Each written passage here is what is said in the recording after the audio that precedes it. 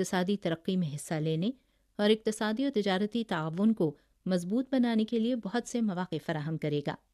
उनका कहना था कि चीनी रहनुमाओं की तरफ से तजवीज़ करदा global development initiative, global security initiative और ग्लोबल सिविलाइजेशन इनिशिएटिव से दुनिया को एक दुरुस्त समत में तरक्की करने में मदद मिलेगी।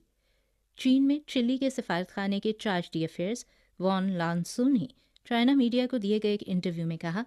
कि 2018 में बेल्ट एंड रोड की मुश्तरका तामीर में ताउन से मुतालिक मुफाहिमत की याददाश्त पर दस्तखत के बाद से चिली और चीन के दरमियान दो तरफ़ा ताउन में नुमाया तेज़ी आई है और वो उम्मीद करते हैं कि मुस्तक़बिल में दोनों ममालिक मज़ीद शोबों में ताउन करेंगे।